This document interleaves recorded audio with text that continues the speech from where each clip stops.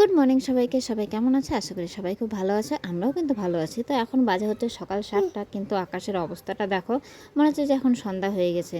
মানে এত মেঘলা মেঘলা ওয়েদার, আর ভালো লাগছে না।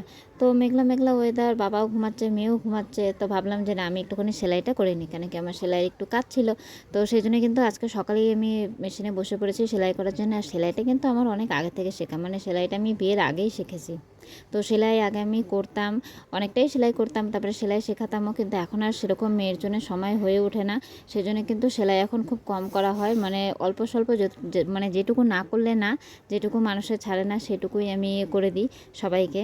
তো ওই জন্যে এই যে দেখো, বাড়ির পাশে একটা বৌদির একটুখানি কাজ ছিল সেলাইয়ের, তো সেটাই কিন্তু আমি করছিলাম। হাতের কাজটা আমার ভালোই লাগে, ছোটোবেলা থেকে আমার হাতের কাজের প্রতি একটুখানি ইন্টারেস্ট বেশি, মানে এখনও আমার সেই জিনিসটাই আছে, হাতের কাজের প্রতি আমার একটুখানি ইন্টারেস্ট বেশি। আর সেলাইটা কিন্তু আমার ছোটো থেকেই বেশ ভালো লাগে, সেজন্য কিন্তু সবার প্রথমে আমি সেলাইটাই শিখে নিয়েছিলাম।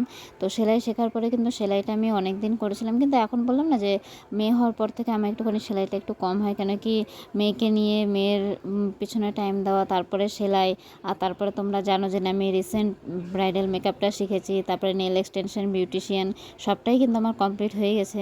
তো সেই জন্যই কিন্তু আর সব কিছু মিলিয়ে সময় বের করাটা কিন্তু আমার খুব মুশকিল হয়ে যায়। আর তারপরে তোমরা সবাই জানো যে না, আমার ছোটো মেয়ে আছে, তো আমি কিন্তু সবার প্রথমে আমার মেয়েকে টাইমটা দিই, তারপরে বাকি যেই টাইমটা থাকে সেই টাইমটাতে কিন্তু আমি বাকি সব কাজ করি। এরকম না যে না সব কাজ করে। তো তোমরা সবাই জানো যে না, আমার ছোটো মেয়ে আছে, তো আমি কিন্তু সবার প্রথমে আমার মেয়ের সব কাজগুলো করি, তারপরে কিন্তু আমি বাকি যা যা কাজ শিখছি সেগুলো কিন্তু করি। মানে এরকম না যে না, আমি হয়তো আমার কাজগুলো আগে সেরে তারপরে মেয়েকে হয়তো সময় দিলাম, সেটা একদমই না। প্রথমে মেয়েকে সময় দিয়ে মেয়ের সম্পূর্ণ কমপ্লিট করে তারপরেই কিন্তু আমি বাকি কাজগুলো করে নিই। তো সকালের সব কাজ শেষ করে কিন্তু রান্নাঘরে চলে এসেছি, আর আজকে কিন্তু অনেক কিছু রান্না হচ্ছে, সেই জন্য বেশি রান্না হলে একটুখানি টাইমটাও বেশি লাগে। তো এদিকে পটল আলু ভাজা হয়ে গেছে, ঝিরিঝিরি করে পটল কেটে ভাজা হয়েছে।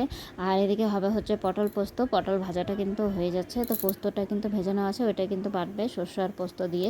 তো এই যে দেখো, পটলটাও হয়ে আসছে, আর এরপরে কিন্তু হবে হচ্ছে একটুখানি ঘুগনি, কাবলি ছোলার ঘুগনি, আর তার সাথে হবে হচ্ছে মুগের ডাল।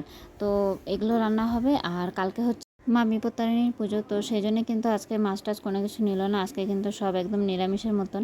নিরামিষ বলতে মানে মাছ মাংসটা কোনো কিছু করলো না, খালি পেঁয়াজটা খাওয়া হচ্ছে। তো কালকে কিন্তু আমাদের একদমই নিরামিষ হবে।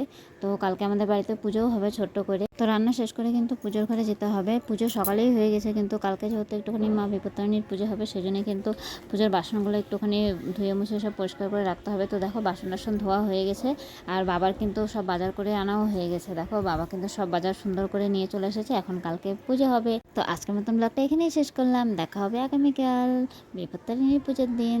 তো আজকের ব্লগটা তোমাদের যদি ভালো লাগে থাকে, অবশ্যই একটু লাইক কমেন্ট শেয়ার করে দিও। তো আজকের মতন এই পর্যন্তই, দেখা হবে নেক্সট ব্লগে।